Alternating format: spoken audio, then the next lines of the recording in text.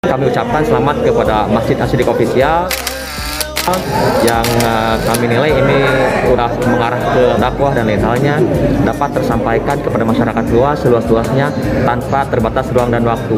Acara manajemen pemberdayaan ini mudah-mudahan ini menjadi sebuah ilmu wabil khusus bagi para peserta sehingga dapat teraplikasi ya di dalam kehidupan sehari-hari, terutama dalam pengelolaan masjid yang berada di wilayah Jawa Barat khususnya. Semoga apa yang kita dapati di pelatihan ini kita bisa mengaplikasikannya di masjidnya masing-masing, karena kita jangan menutup mata, jangan menutup telinga. Yang namanya masjid digitalisasi itu sekarang sangat penting sekali. Jangan lupa subscribe ya channel YouTube Masjid Asy-Siddiq Official. Masjid Official berkah. Bapak Ibu yang kami hormati, pada sesi kali ini kita akan membicarakan terkait dengan program sertifikasi tanah wakaf di Jawa Barat yang pada kesempatan kali ini akan disampaikan oleh Bapak Cep Mahdi Hidayat MH. Beliau merupakan sekretaris dari Badan Wakaf Indonesia Provinsi Jawa Barat. Terima kasih, moderator. Bismillahirrahmanirrahim. Assalamualaikum warahmatullahi wabarakatuh. Bapak-bapak yang saya hormati, para ustadz, para kiai. Kebetulan saya diamanahi oleh Ketua BWI Provinsi Jawa Barat, Pak Dr. Kiai Haji Sufriadi Sambas, untuk mengisi acara ini. Saya sendiri merupakan sekretaris dari BWI. Alhamdulillah Pak, mungkin sedikit perkenalan apa itu BWI ya, karena ternyata di masyarakat pun masih banyak yang kurang tahu dengan BWI gitu. Jadi Badan Wakaf Indonesia ini adalah lembaga non struktural negara. Artinya BWI lahir karena ada Undang-Undang Wakaf Nomor 41 Tahun 2004. Di sana ada bab khusus mengenai Badan Wakaf Indonesia, di mana Badan Wakaf Indonesia ini adalah salah satunya adalah membina nadir, para nadir, gitu. Kemudian memberhentikan atau mengangkat nadir, gitu. Jadi dalam fungsi pembinaannya ya selain ini ya memberikan pencerahan-cerahan, memberikan advokasi, advice kepada para nadir, khususnya nadir-nadir yang ada di Jawa Barat. Nah, nadir ini tentunya tidak saja DKM atau tidak saja kalau dulu wakaf itu biasanya kan terkenalnya dengan 3M atau 4M: masjid, musola, madrasah, makam, ma'had. Nah sekarang banyak lagi variasinya, ada wakaf uang sekarang dengan ada undang-undang. Nah perlu dipahami juga bahwa wakaf itu adalah perbuatan hukum seseorang, dalam hal ini adalah wakif ya, untuk menyerahkan sebagian hartanya ya, dalam jangka waktu tertentu atau dalam jangka waktu selamanya ya, kepada siapa? Ya kepada nadir penerimanya, kepada pengelola, untuk kepentingan kemaslahatan umat dan atau untuk kepentingan ekonomi produktif. Tapi di sana ada kemaslahatan umat yang sesuai dengan syariat Islam. Nah tentunya dalam perbuatan wakaf ini tadi kan perbuatan hukum seseorang, artinya seseorang ini adalah wakif ya, jadi Pak boleh ya saya agak berdiri nih. Jadi biar tidak tuduh.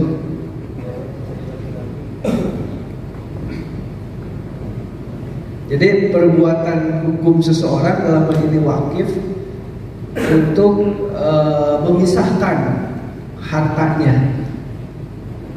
untuk jalan di jalan Allah, kemaslahatan umat, untuk ibadah. Makanya dalam undang-undang wakaf itu ada wakif, kemudian ada nadir. Nah, memberikannya kepada siapa? Kepada nadir. Kepada nadir. Tapi memberikan di sini bukan memberikan hak kepemilikan, ya. Tetapi memberikan di sini adalah memberikan status tanahnya itu adalah nanti menjadi hak Allah, hak Allah. Nah, yang melekat pada nadir itu adalah pengelolaan, pengembangan, pengadministrasian. Kalau yang ada di undang-undang, gitu. Jadi nadir itu, kewajiban nadir itu nanti itu adalah mengembangkan, mengelola, mengadministrasikan tanah wakaf tersebut.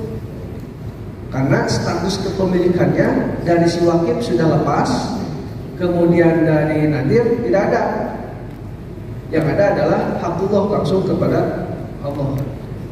Makanya posisinya wakaf itu ya selamanya, gitu. Artinya wakaf itu menahan yang pokoknya, ya, menahan yang pokoknya, memanfaatkan hasilnya. Jadi hasilnya itu didistribusikan, Pak. Itu berbeda dengan zakat. Kalau zakat ya habis pakai, ya. Harus habis. Kalau wakaf tidak boleh, ya. Gitu. Jadi kalau ada ini gelas, ya gelasnya harus tetap, tapi pemanfaatan gelasnya harus berkembang. Nah, gelasnya pada kenaon ya, Pak, supaya manfaat. Tapi gelasnya tidak boleh hilang. Gitu. Pak, kalau pecah harus diganti. Itu wakaf, karena pokoknya harus tetap. Itu wakaf, gambar ini wakaf tanah. Sehingga kalau dalam konteks wakaf tanah, karena tadinya wujudnya harus tetap ada, kemudian perkembangan zaman terus berubah, ya maka di kemudian hari diduga pasti akan ada masalah. Biasanya masalah yang terjadi di masyarakat itu adalah masalah pengadministrasian.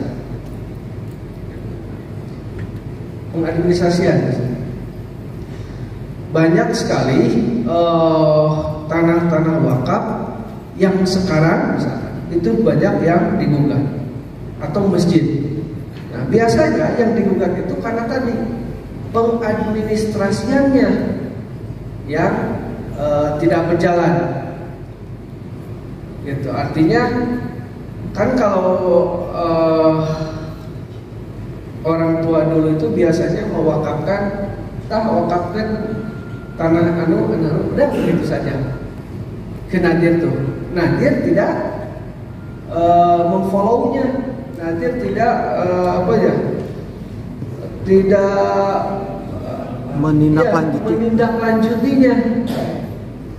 tidak menindaklanjutinya, sehingga ya tidak ada administrasi, tidak ada bukti kepemilikan, tidak ada bukti-bukti bahwa itu wakaf atau itu. Kemudian tadi perubahan zaman, karena perubahan zaman, misalkan tadinya wakaf di sawah, di tengah sawah, atau tidak strategis, kemudian ada proyek pembangunan nasional misalkan terkena, ya otomatis yang tadinya harganya 25.000 per meter jadi sekarang jadi 1 juta per meter. Nah, kalau sudah begitu, lihat ini wakaf, tapi kan tidak ada ininya, tidak ada pengadministrasi, gugat lah bahwa itu bukan tanah wakaf, gitu. karena saya tidak pernah mewakafkannya. Kan begitu. Padahal yang mewakafkannya adalah orang tuanya. Ya iya, anak cucunya mah tidak akan mewakafkannya. Dan orang tuanya yang mewakafkan waktu dia hidup. Tapi karena anak cucunya yang tidak tahu historis, tidak tahu ini, ya dalihnya banyak seperti itu. Saya tidak pernah mewakafkannya, kan mewakafkan. Dan dia belum hidup kan bisa seperti begitu. Nah itu. Jadi permasalahan-permasalahan wakaf itu khususnya di Jawa Barat banyak sekali seperti itu. Yang tadinya ya administrasi. Makanya BWI itu di sana ada dasar hukumnya. Jadi ada di cikal bakalnya itu ada di Undang-Undang 55 tahun 1960 tentang UPA, Undang-Undang Keuangan Karya. Nah, di sana. Jadi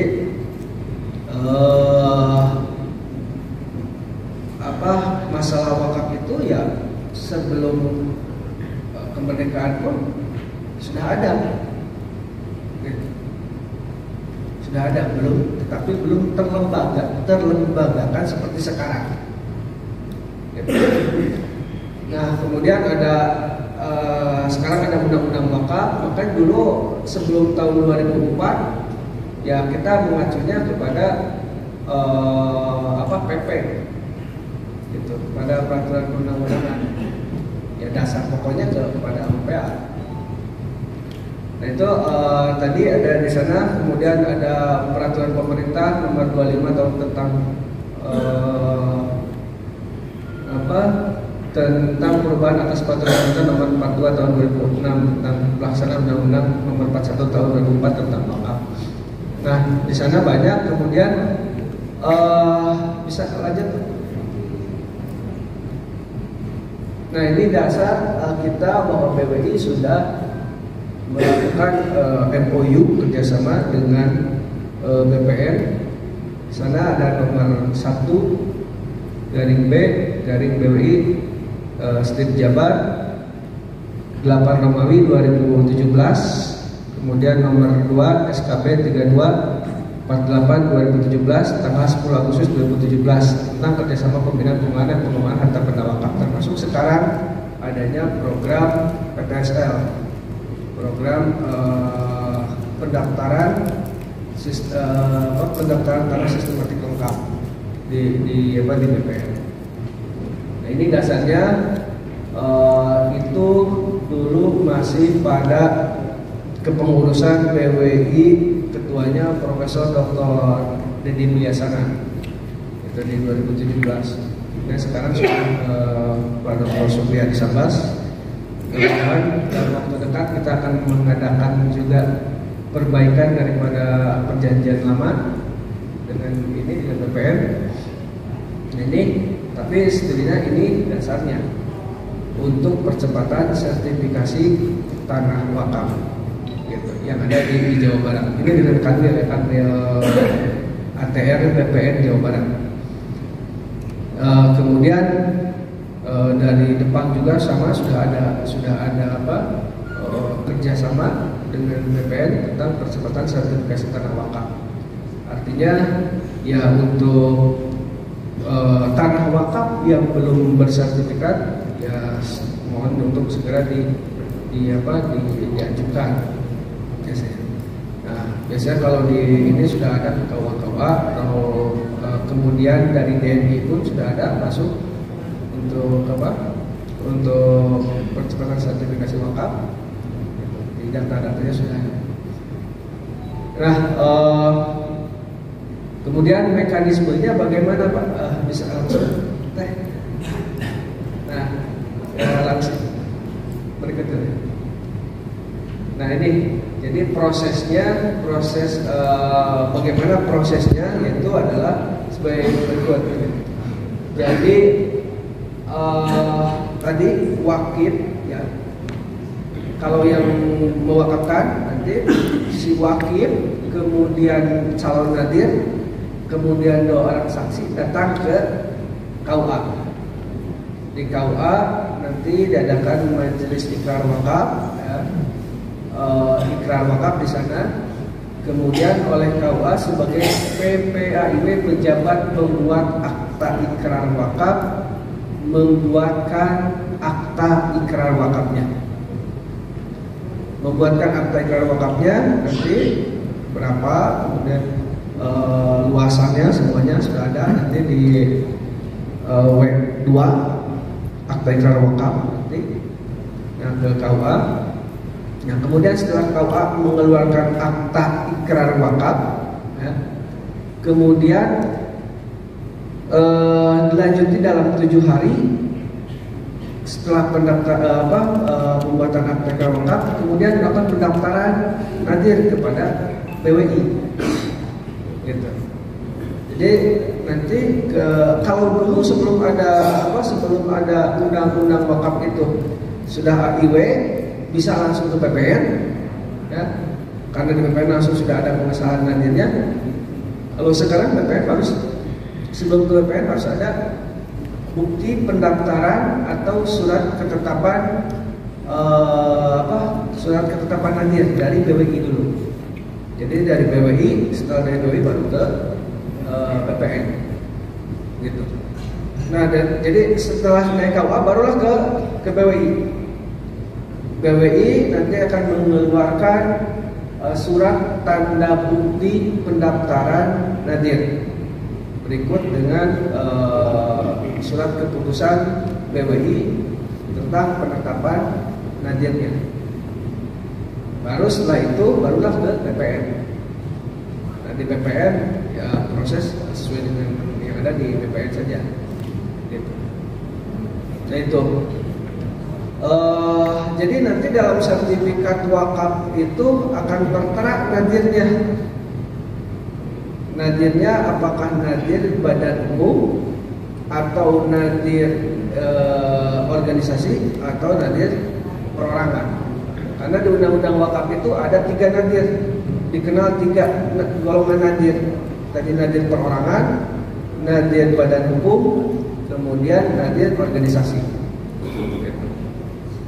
Jadi nanti di sertifikat wakaf nadirnya akan tertera. Kalau nadir perorangan namanya, kalau nadir badan hukum misalkan nama yayasannya, kalau nadir organisasi misalkan organisasinya atau ormasnya, organisasi masyarakat, misalkan NU Muhammadiyah, nanti di sana bisa PBNU, bisa PB Muhammadiyah, atau bisa PB Persis.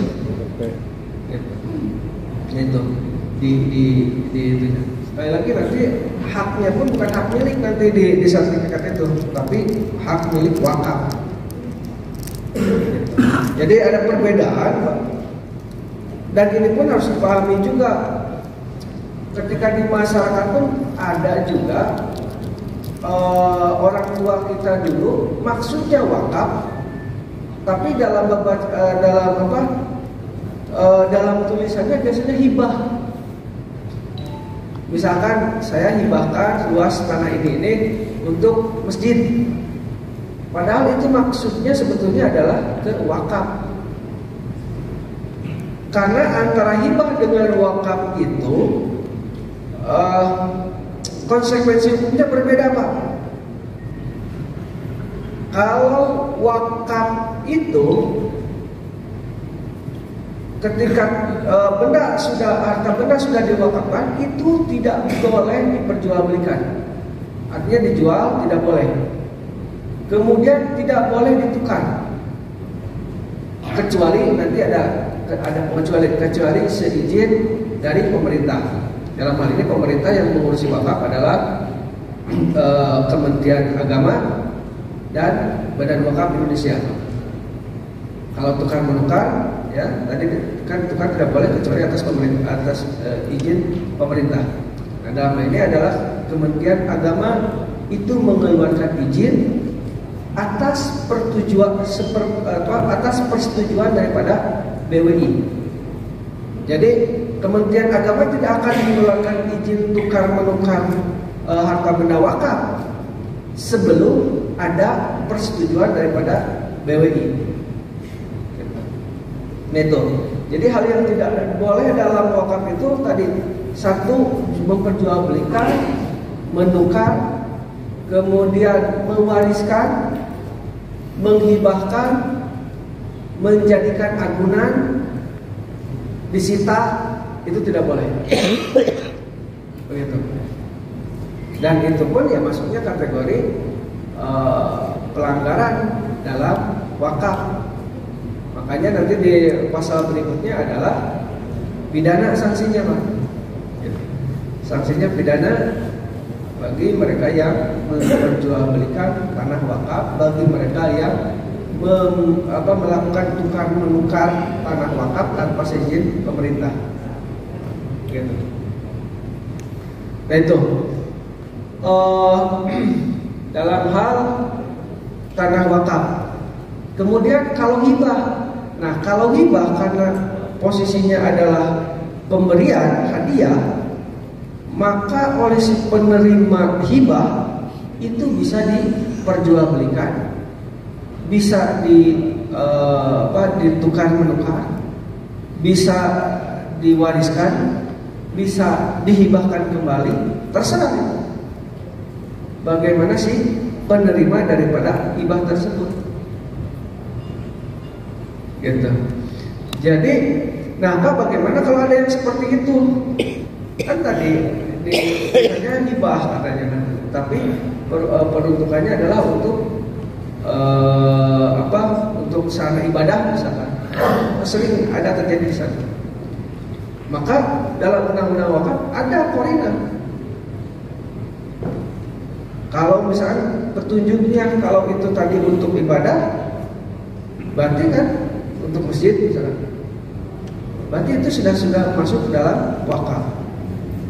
Apalagi ada juga fatwa MUI nomor 54 tahun 2017 yang menyatakan bahwa masjid adalah wakaf.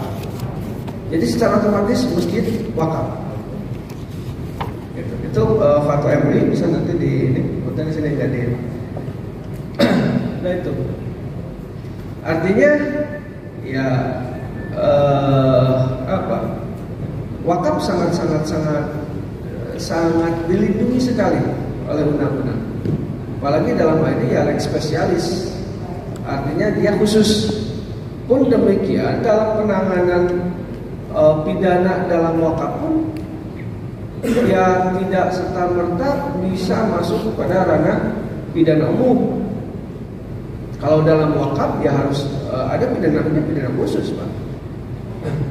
Misalkan dalam penggelapannya pun ya itu harus melibatkan audit dulu.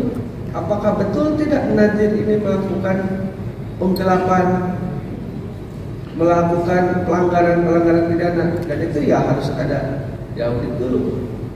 Karena dalam pengelolaannya, sehingga ketika ada masalah penggelapan, masalah ini dalam hal pengelolaan pengembangan harta benda wakaf, biasanya kepolisian, Polda dalam ini biasanya ya suka meminta mewawancarai dari pihak BWI atau Kementerian Agama, gitu. Karena nanti dasarnya mana ada. Nah itu dalam hal status hak kepemilikan, tadi ada wakaf dan ada hibah itu. Nah kemudian tadi wakaf dan hibah ke PPAIW, kemudian datanglah, nah ini kan masih dulu datang ke BPN, harusnya ke PPAIW ke BWI dulu, baru ke BPN. Dari BPN akan keluar sertifikat wakaf. PPAIW mengeluarkan sertifikat wakaf, BPN mengeluarkan sertifikat wakaf, BWI di tengah itu mengeluarkan tanda bukti pendaftaran nadir, baru ke BPN. Itu prosesnya. Kemudian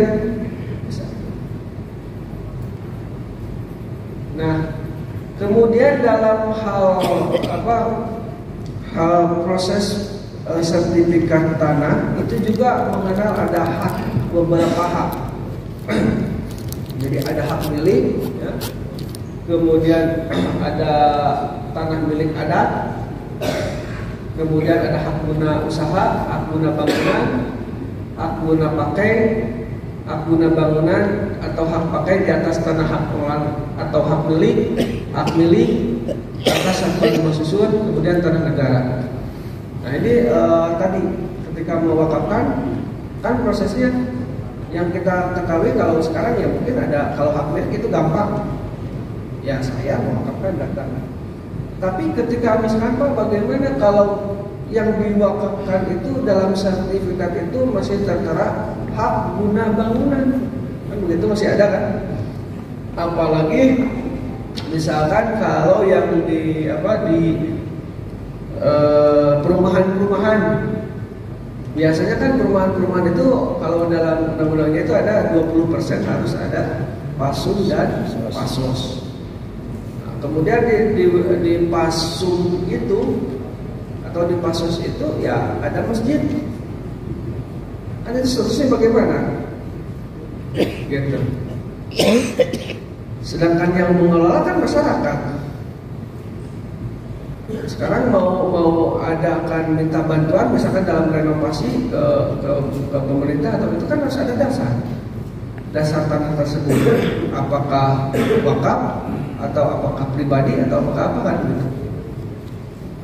Nah, kalau untuk hal-hal keagamaan tadi kan biasanya harus wakaf. Berarti kan posisinya kalau misalkan itu dalam sertifikat hak guna bangunan yang ada di perumahan itu harus ditelusuri dulu.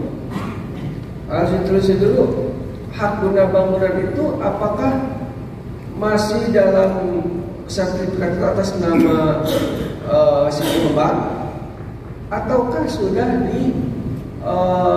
dipasrahkan atau sudah diserahkan kepada aset daerah gitu. Ya kalau misalkan belum diserahkan ke aset, mungkin bisa yang menjadi wakif langsung daripada si pengembang. Jadi masyarakat meminta langsung kepada pengembang. Dalam hal ini masyarakat pun harus menunjuk dulu siapa yang akan menjadi nadirnya. Gitu.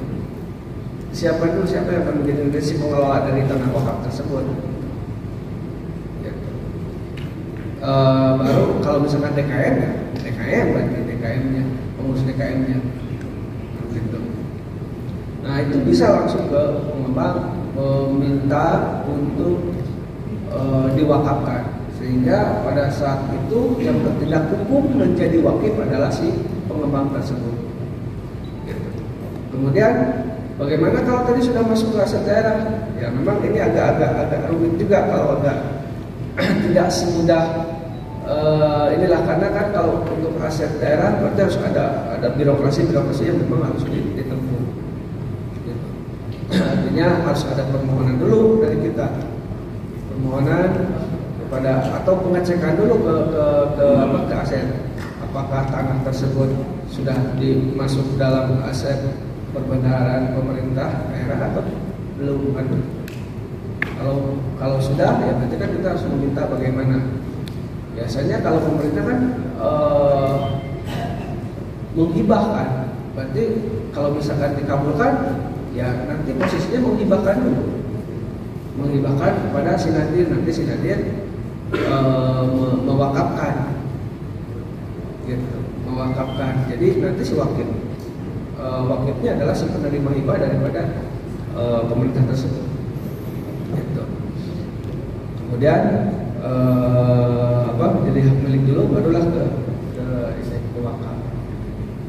Itu. Terus kemudian Pak, bagaimana di masyarakat itu kan begini, kita ada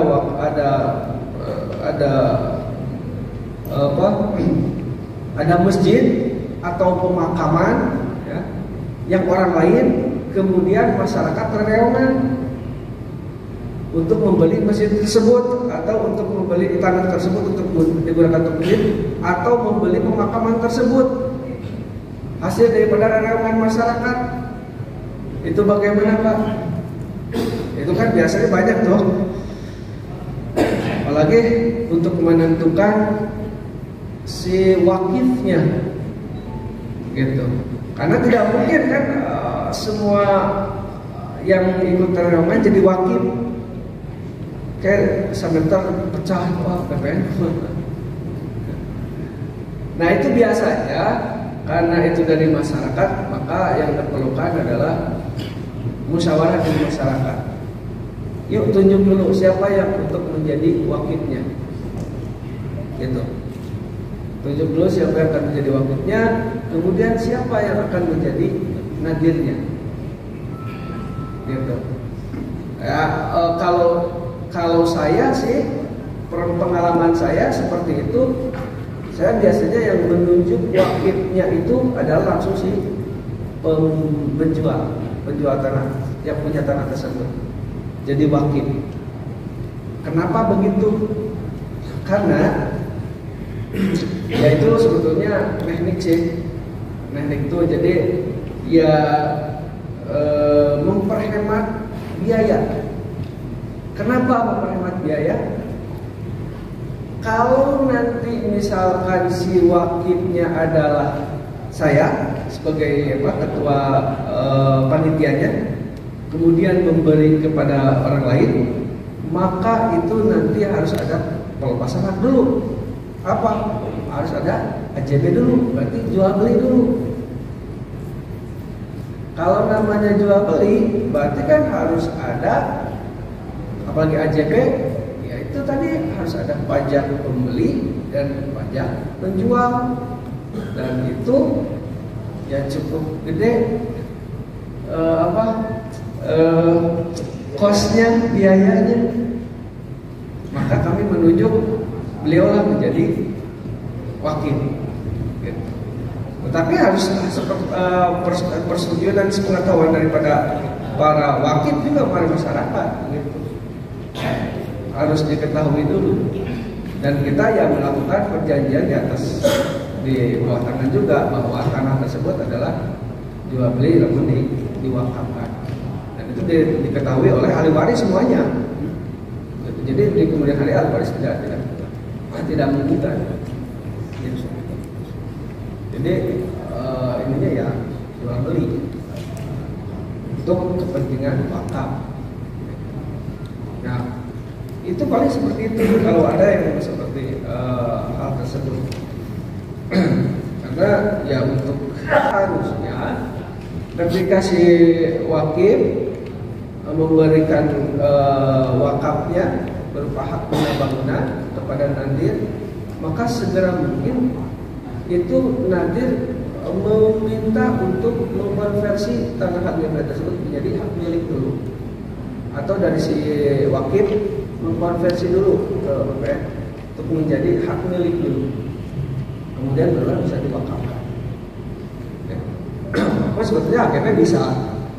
Nah, di sana hak guna bangunan atau hak pakai di atas tanah hak pengelolaan atau hak milik jika akan diwakafkan untuk selama-lamanya ya, harus terlebih dahulu memperoleh izin tertulis atau pelepasan hak dari pemegang HPL tersebut atau hak milik hak guna bangunan tersebut.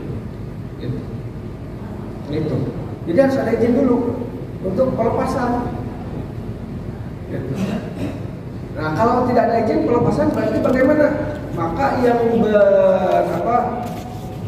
yang terjadi adalah wakaf hak guna bangunan tersebut berlakunya sampai kapan? Ya sampai hak guna bangunan tersebut habis. Gitu. Biasanya di HGB itu kan berapa? 20 tahun atau 25 tahun berapa? Itu di sana ada. Kalau hak guna bangunnya habis sampai 2025, maka wakaf itu sampai di sana. Setelah itu hilang. Karena hanya hak guna bangunan. Tetapi kalau ingin ditungguin selamanya, ya harus ke hak milik dulu. Karena tadi posisinya perbuatan hukum seseorang ya untuk memisahkan sebagian hartanya. Nah, harta ini adalah harta kepemilikan yang penuh. Jadi harta kepemilikan yang penuh, ukuran gitu. Rek kumah-kumah ge. Bagaimana kalau dalam keluarga? Karena dalam keluarga itu biasanya ada 3 hak perolehan hak itu. Ada hak bersama, ya selama itu, kemudian hak waris, gitu. Kemudian hadiah lagi. mau diwakafkan. Ya biasanya kalau kita sebagai suami, Pak, maaf dengan itu, orang kewakafkan, ya. Tidak tahu itu sumbernya, misalkan tanah tersebut itu hasil penjualan, di mana dalam penjualan itu ada hasil daripada istri. Mau orang ada itu atas nama orang dengan pemiliknya, sehingga di kemudian hari terjadilah masalah dengan istri atau terjadilah masalah dengan ahli waris.